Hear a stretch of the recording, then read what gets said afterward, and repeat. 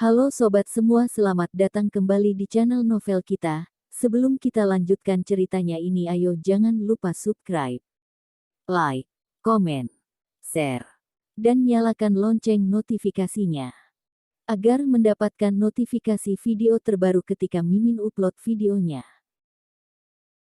Dr. Stranger Thomas Kin, bab 323 milik menantuku. Begitu kartu ini digesekkan akan langsung terlihat. Meskipun mereka tidak dapat tahu informasi dengan sangat rinci, akan tetapi hanya dari jenis kelamin sang pengguna saja sudah dapat terlihat. Jika ini adalah kartu debit biasa, tentu saja hanya dengan mengandalkan PIN sudah pasti dia dapat mengeluarkan uangnya. Akan tetapi karena jumlah uang yang besar seperti ini tentu saja harus benar-benar dipastikan yang mengambilnya adalah sang pemilik. Jika bukan pemilik yang mengambilnya, pihak bank pasti akan menolaknya. Akan tetapi kali ini itu berbeda, ini adalah kartu hitam universal. Pemilik kartu ini sudah pasti merupakan orang-orang penting. Jika berani kartu orang penting dan datang kemari untuk mentransfernya, dia benar-benar cari mati. Sang manajer mengulas sebuah senyuman, mohon tunggu sebentar nyonya, ini mungkin akan membutuhkan sedikit waktu. Setelah selesai berbicara, sang manajer membalikkan badannya dan berjalan keluar, lalu mengeluarkan ponselnya untuk menghubungi polisi. Lydia Wang juga tidak berpikir jauh, dia pun hanya duduk di sana untuk menunggu. Sebenarnya dia juga hanya ingin mencoba-coba saja.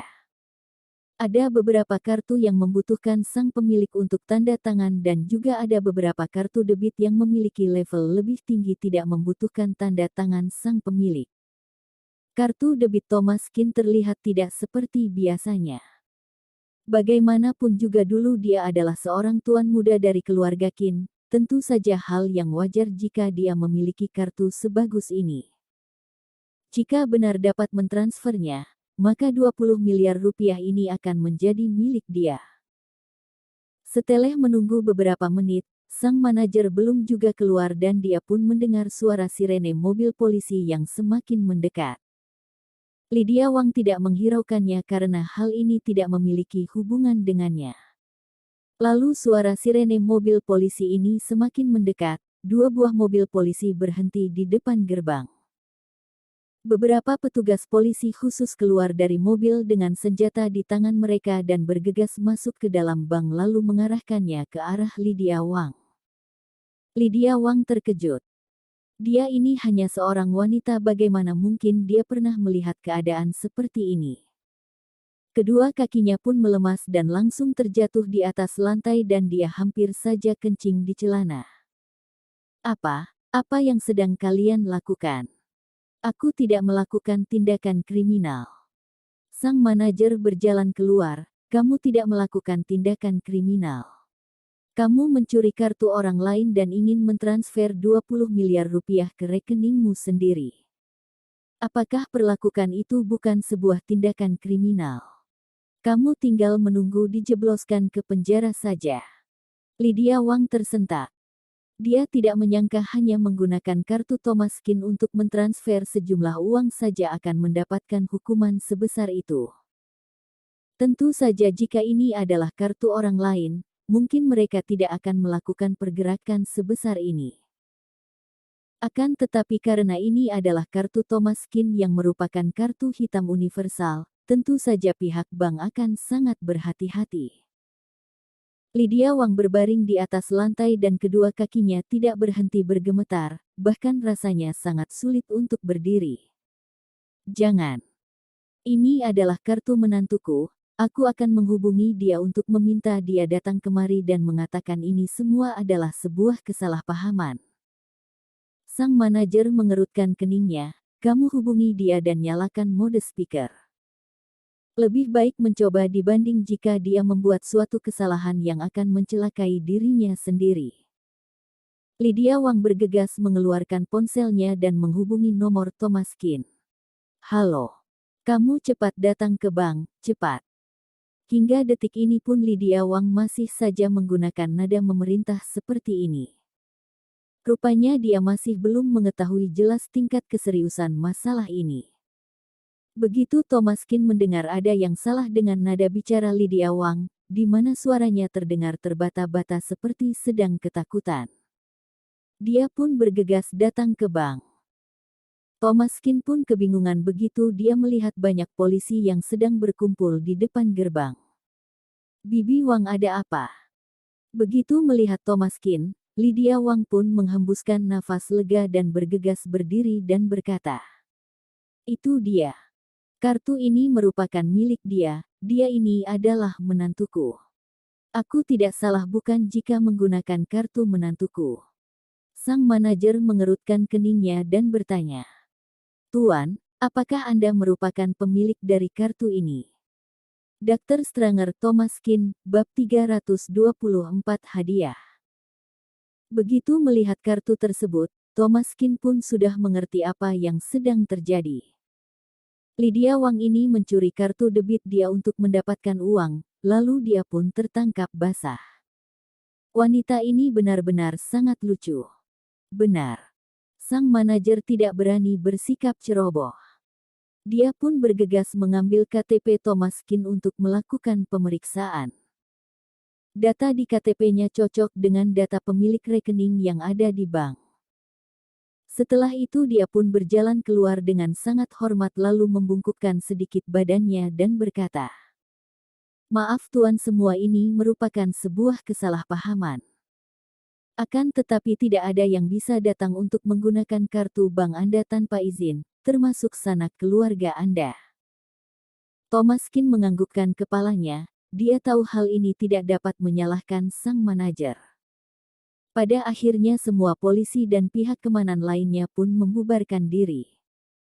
Lydia Wang terduduk di atas lantai dan dia merasa harga dirinya sudah menghilang karena bagaimanapun juga dia sudah mencuri kartu debit Thomas Kin dan tertangkap basah olehnya. Sudah pasti ekspresi dia akan menjadi tidak baik.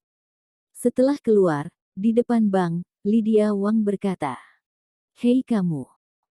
Aku memang sudah mencuri kartu debitmu karena aku merasa cepat atau lambat 20 miliar rupiah ini akan habis jika berada di tanganmu dan aku pun melihat diriku yang dulu. Yang sudah seperti orang tuamu, maka aku pun ingin membantumu menjaganya." Thomas Kin mendengus di dalam hatinya. Lydia Wang ini benar-benar bermuka tebal. Jelas-jelas dia sangat menginginkan 20 miliar rupiah itu, akan tetapi dia masih berani mengatakan dia ingin membantunya menjaganya. Melihat keterdiaman Thomas Kin, dia pun menggertakkan giginya. Dia bahkan sudah berbicara dengan sebegitu tidak tahu malunya, lebih baik dia berbicara langsung dengan jelas saja. "Hei kamu, aku dapat melihat dengan jelas bahwa kamu ingin menikahi Melissa, bukan? Meskipun aku merasa hubungan kalian berdua tidak akan mungkin terjalin. Akan tetapi karena melihat kinerjamu akhir-akhir ini yang termasuk bagus, aku pun merasa aku bisa memberikanmu sebuah kesempatan. Tidak masalah bukan jika 20 miliar rupiah ini dijadikan sebagai hadiah." Thomas Kin tersenyum tak berdaya, setelah berbicara panjang lebar, "Intinya kamu masih menginginkan 20 miliar rupiah bukan?" Lydia Wang melirik dia sekilas, "Benar. Aku adalah ibu dari Melissa dan jika kedepannya kamu menikah dengan dia, kamu juga harus memanggilku dengan sebutan ibu. Permintaan ini tidak kelewatan bukan?" Thomas Kin menganggukkan kepalanya, "Bukannya hanya 20 miliar rupiah saja. Jika kamu sebegitu menginginkannya, maka aku akan memberikannya kepadamu." Lydia Wang mengerucutkan bibirnya. Mendengar dari nada bicaranya ini seolah-olah dia memiliki uang yang sangat banyak. Di dalam kartu jelekan dia yang itu paling banyak juga hanya memiliki isi 20 miliar rupiah tambah 10. "Berikan nomor rekeningmu." Thomas Kin langsung mengurusnya menggunakan ponselnya dan mentransfer 20 miliar rupiahnya kepada Lydia Wang. Tidak perlu membicarakan 20 miliar rupiah. Bahkan 200 miliar rupiah pun, Thomas Kin juga dapat dengan mudah memberikannya kepada dia. Meskipun Lydia Wang sangat licik, Akan tetapi bagaimanapun juga dia adalah ibu dari Melissa Zhu, sehingga Thomaskin pun tidak ingin perhitungan dengan dia. Selang beberapa saat, Lydia Wang mendapatkan sebuah pesan baru yang melihat bahwa uang tersebut sudah masuk ke dalam rekeningnya. Pada saat itu juga Lydia Wang pun kegirangan dan memukul pundak Thomaskin sambil terkekeh berkata, "Kinerjamu kali ini sangat bagus." Akan tetapi setelah selesai berbicara, dia pun kembali berubah pikiran. "Meskipun aku sudah mengambil uangmu, akan tetapi ini tidak dapat diartikan bahwa aku menyetujui hubungan kalian berdua. Aku beritahu kamu, 20 miliar rupiah ini hanyalah sebuah hadiah di awal. Tidak akan semudah ini jika kamu ingin menikahi putriku." Setelah selesai berbicara, Lydia Wang pun berjalan sambil terkekeh. Begitu tiba di rumah, Lydia Wang tidak menceritakan apapun dan begitu juga dengan Thomaskin. Tentu saja Melissa Zhu tidak mengetahui masalah ini. Dia hanya merasa ibunya begitu kegirangan selama 2 hari ini entah kenapa. Hari kedua pada siang hari, Thomaskin tiba-tiba mendapatkan telepon dari Melissa Zhu. Seharusnya pada saat ini dia sedang bekerja, mengapa dia tiba-tiba meneleponnya? "Halo Melissa, ada apa?" "Kak Thomas, apakah kamu memberikan uang kepada ibuku?" "Iya, aku memberikan dia 20 miliar rupiah." Melissa Zhu tidak tahu harus berbicara apa. Kak Thomas baru saja mendapatkan 20 miliar rupiah dan pada akhirnya dihabiskan begitu saja oleh ibunya sendiri. "Kak Thomas, ibuku sudah menghabiskan semua 20 miliar rupiah itu." Bersambung.